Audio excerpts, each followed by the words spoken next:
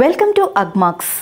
ఇవాల్టి వీడియోలో మనం గొర్రెలు మరియు మేకలకు సోకే చిటుక వ్యాధి యొక్క లక్షణాలు మరియు నివారణ గురించి తెలుసుకుందాం. గొర్రెలు మేకల పెంపకం వ్యవసాయంలో ముఖ్యమైన భాగంగా ఉండి రైతులకు ఆర్థికంగా మంచి ఫలితాలను ఇస్తున్నప్పటికీ వాతావరణ మార్పులు, ముఖ్యంగా వర్షాకాలం జంతువుల ఆరోగ్యంపై తీవ్ర ప్రభావాన్ని చూపుతుంది.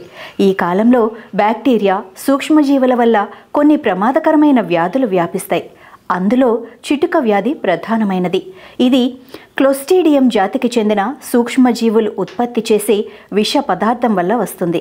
ఈ వ్యాధి వలన క్షణాల వ్యవధిలో, అంటే చిటిక వేసినంత సమయంలోనే జంతువులు చనిపోతాయి. అందుకే ఈ వ్యాధికి చిటుక వ్యాధి అని పేరు వచ్చింది. దీనినే నెత్తిపిడుగు వ్యాధి, గడ్డి రోగం, మెడసారం, పాటు రోగం, ముచ్చు వ్యాధి అని రకరకాల పేర్లతో పిలుస్తారు. తొలకరి వర్షాలు కురిసిన తర్వాత జూన్, జూలై నెలల్లో మొలిచే గడ్డిని తిన్న జంతువులలో ఈ వ్యాధి మనం గమనించవచ్చు. సాధారణంగా చిటుక వ్యాధిని లేత వయసు ఉన్న, దృఢంగా ఆరోగ్యంగా ఉన్న జంతువులలో, వలస గొర్రెలలో ఎక్కువగా కనిపిస్తుంది. ఇది గొర్రెలతో పోల్చితే మేకలలో తక్కువగా కనిపిస్తుంది. శరీరంలో అంతర పరాన్న జీవులు ఎక్కువగా ఉండటం, గడ్డిని తినివేసే దాణాను అకస్మాత్తుగా మార్చటం, ఒకేసారి ఎక్కువ పాలు లేదా మేతని పిల్లలకు అందించటం వంటి కారణాల వల్ల ఈ వ్యాధి వచ్చే అవకాశం ఎక్కువగా ఉంటుంది. సాధారణంగా ఈ వ్యాధి బారిన పడిన జంతువులు ఎలాంటి లక్షణాలు లేకుండా చనిపోతాయి.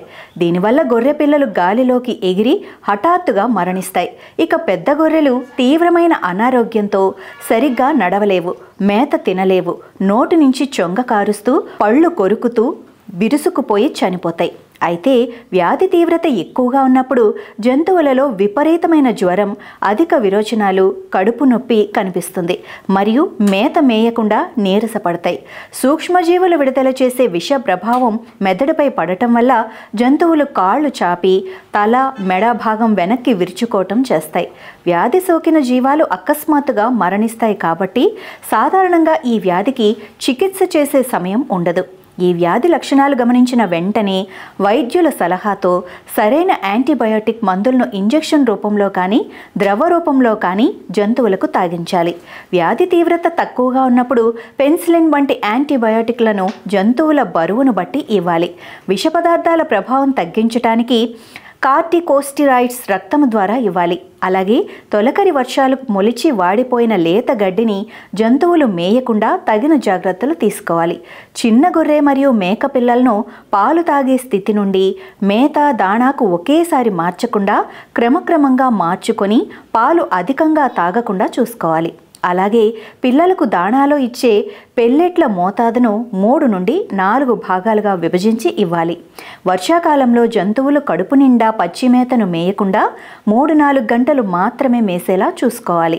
4 నెలలు పైబడిన గొర్రెలకు ప్రతి సంవత్సరం వర్షాకాలానికి ముందు ఏప్రిల్, మే నెలలో వ్యాధి నిరోధక టీకాలను వేయించి మరలా 15 రోజుల తర్వాత బూస్టర్ డోస్ను తప్పకుండా వేయించాలి. టీకాను వేయించడానికి కనీసం 15 నుంచి 20 రోజుల ముందు నట్టల నివారణకు మందులను తాగించాలి. గర్భంతో ఉన్న జంతువులకు ఈ టీకాను ఈనటానికి 2-3 వారాల ముందు ఇస్తే పుట్టే పిల్లలను 8 వారాల పాటు ఈ వ్యాధి నుంచి రక్షించవచ్చు. టీకాలు వేసిన గొర్రెలకు 1 సంవత్సరం పాటు వ్యాధి సంక్రమించదు. ఒకవేళ ఈ వ్యాధితో గొర్రెలు మరణించినట్టయితే వాటిని చాలా జాగ్రత్తగా ఖననం చేయాల్సి ఉంటుంది. 5 నుంచి 6 అడుగుల లోతు గుంట తీసి సున్నం వేసిన తర్వాత జీవాలను అందులో ఉంచి మట్టితో కప్పేయాలి. ఇక ఇందులో ముఖ్యమైన అంశాలు చూసుకున్నట్లయితే చిటుక వ్యాధి క్లోస్ట్రీడియం జాతికి చెందిన సూక్ష్మజీవులు ఉత్పత్తి చేసే విష పదార్థం వల్ల వస్తుంది. శరీరంలో అంతరపరాన్న జీవులు ఎక్కువగా ఉండటం, గడ్డిని తీసివేసి దాణాను అకస్మాత్తుగా మార్చటం, ఒకేసారి ఎక్కువ పాలు లేదా మేతను పిల్లలకు అందించటం వంటి కారణాల వల్ల ఈ వ్యాధి వచ్చే అవకాశం ఎక్కువగా ఉంటుంది. దీనివల్ల గొర్రె పిల్లలు గాలిలోకి ఎగిరి హఠాత్తుగా మరణిస్తాయి.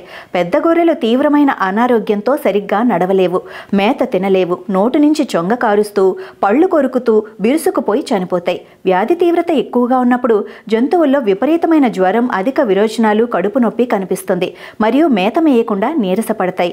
వ్యాధి లక్షణాలు గమనించిన వెంటనే సరైన యాంటీబయోటిక్ మందులను ఇంజెక్షన్ రూపంలో కానీ, ద్రవ రూపంలో కానీ జంతువులకు తాగించాలి. వ్యాధి తీవ్రత తక్కువగా ఉన్నప్పుడు పెన్సిలిన్ గొర్రె బరువును బట్టి ఇవ్వాలి. విష పదార్థాల ప్రభావం తగ్గించడానికి కార్టికోస్టెరాయిడ్స్ రక్తం ద్వారా ఇవ్వాలి. చిన్న గొర్రె మరియు మేక పిల్లలను పాలు తాగే స్థితి నుండి మేత దాణాకు ఒకేసారి మార్చకుండా క్రమక్రమంగా మార్చుకొని పాలు అధికంగా తాగకుండా చూసుకోవాలి. 4 నెలలు పైబడిన గొర్రెలకు ప్రతి సంవత్సరం వర్షాకాలానికి ముందు మే నెలలో వ్యాధి నిరోధక టీకాలను వేయించి మరలా 15 రోజుల తర్వాత బూస్టర్ డోసును తప్పకుండా వేయించాలి. గర్భంతో ఉన్న జంతువులకు ఈ టీకాను ఈనటానికి 2-3 వారాల ముందు ఇస్తే పుట్టే పిల్లలను 8 వారాల పాటు ఈ వ్యాధి నుంచి రక్షించవచ్చు.